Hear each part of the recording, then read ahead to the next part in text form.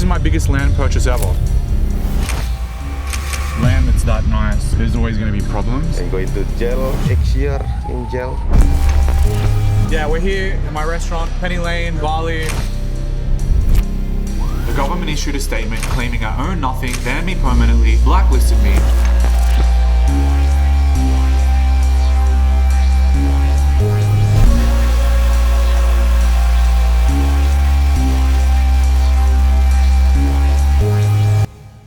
So, I'm back. So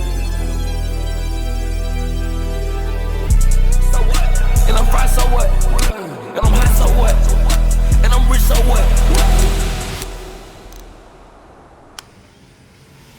This past month has been a crazy experience, but one that I'm extremely grateful to have gone through. Whilst I wouldn't wish it on most people, I think that when you're a person with strong morals and integrity, that in the end, the truth and justice always prevails. I want to say thank you to the Indonesian government for looking over the facts and making the right judgment. The people that coordinated this all tried very hard to take me down, but in the end, truth prevailed. I have too much integrity and too much respect for myself and my name. So when somebody comes at me or my reputation, I will never back down. And I advise the same for anybody watching. Your reputation is the most important thing that you can leave behind. So throughout this all, I try to stay patient, but always believe that in the end, everything would be resolved. And less than a month later, it has been. So I just want to say thank you to all the people that did support me and that stuck by me through this entire process. I know a lot of people speculated, maybe said a few things. There were a lot of media headlines, and I can understand. You want to speculate because sometimes you're going to believe the headlines. Despite everything, Indonesia is still one of my favorite countries. And so I will continue to promote Indonesia because I love Indonesia and I love the Indonesian people. Throughout this video, I'm going to touch on exactly how I've gotten back, and we're going to be doing a lot of really cool stuff. So if you're not, make sure you hit subscribe. And for now, let's get stuck into the video.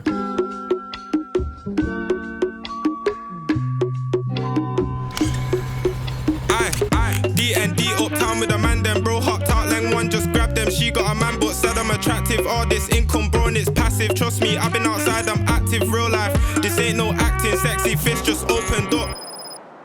Alright, so we're on our way right now to visit a local children's orphanage. I'm very excited to meet the kids and to give back. So I think we're about to arrive now, so let's go in and see the kids. Hello, nice to meet you. Nice to meet you. Thank you very much. Thank you for your supplies and also for the dinner. Yes, of course. You're very welcome. Nice to meet you. Welcome to our orphanage. Welcome to our orphanage. Hi, Julian. To Julian.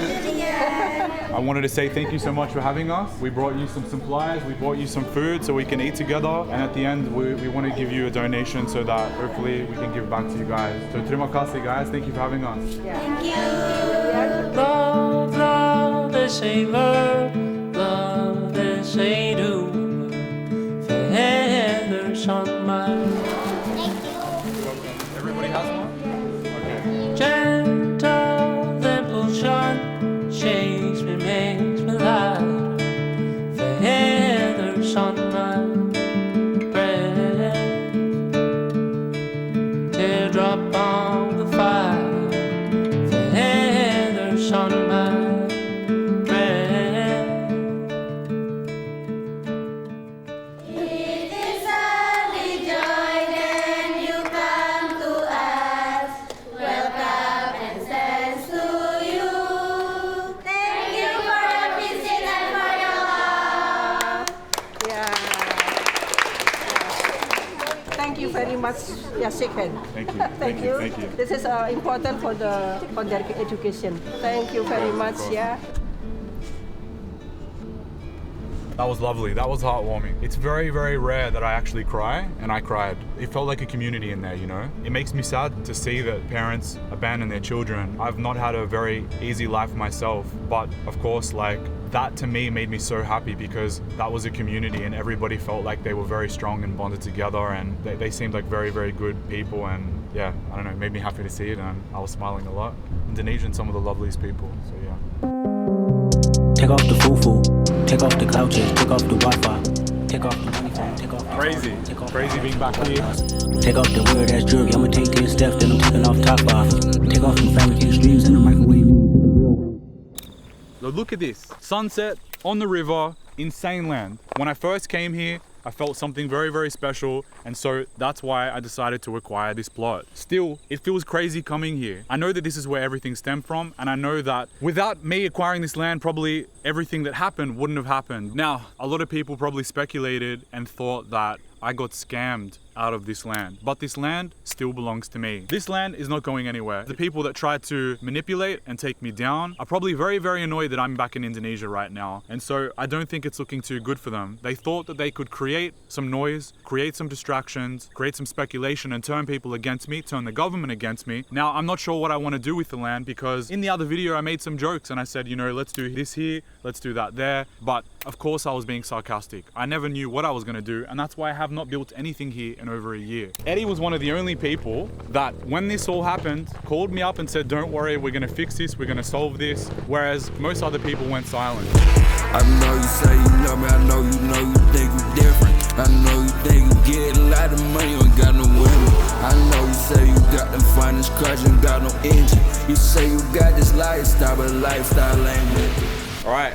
It's that time of the day. It's time to go put some miles in the bank. So we're gonna go for a run down at the rice fields, right? Yep. You've secured the location. I don't know where we're going, but all I know is that I'm ready.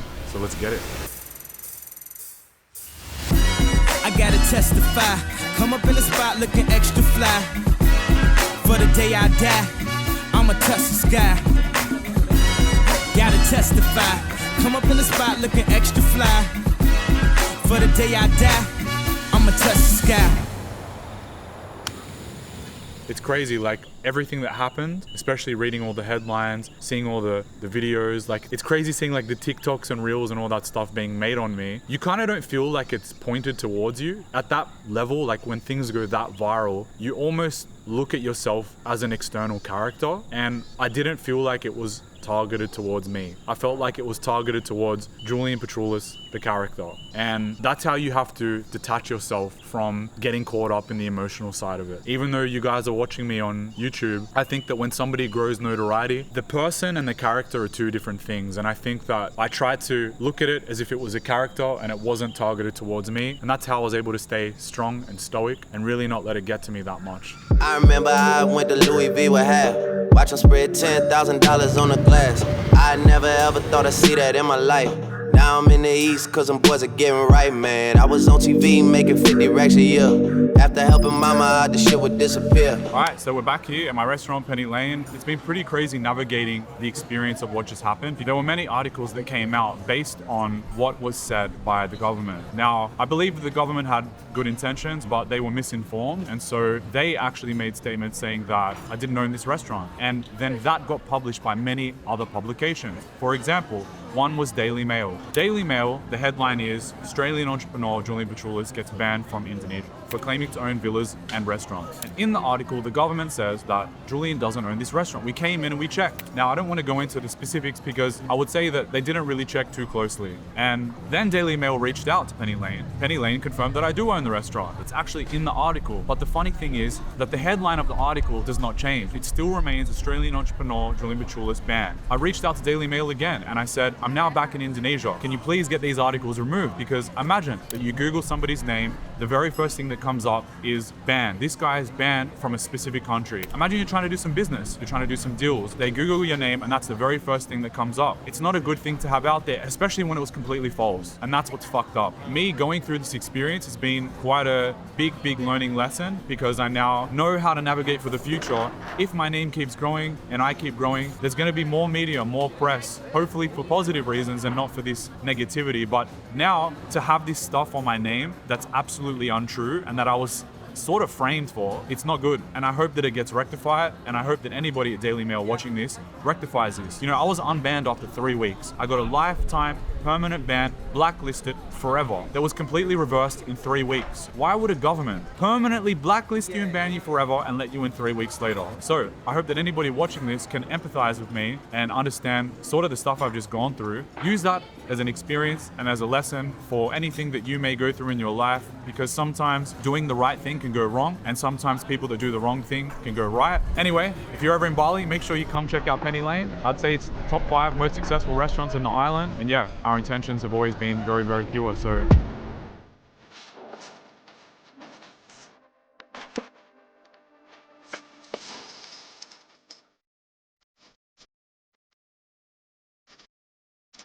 So I was actually invited to come and meet with the director of immigration. So one of the top politicians of this country, after this whole ordeal occurred, has invited me to come to Jakarta, come have a meeting with him to sort of touch on everything that just happened, because I think that everything that happened was a little bit crazy, and I'm glad that it's now, after this, going to be finally over. It's pretty crazy that just a few weeks ago I had a lifetime ban, and now I've been invited by the director of immigration to come and have a coffee and a chat. If I didn't have a platform, maybe this would have never occurred the way it has. I actually heard that there has been nobody that's had a ban reversed this quickly, and that's why there is benefits to having a platform, there is benefits to growing an audience, and I think this is a great example of that. So yeah, I'm extremely honored now to be going to meet some of these politicians and for this to finally come to an end. The place that we're going to has a lot of powerful people. Yeah, you start with this, like this, yeah, and then if they want to interact, then go handshake. Hey, hit records on my demo.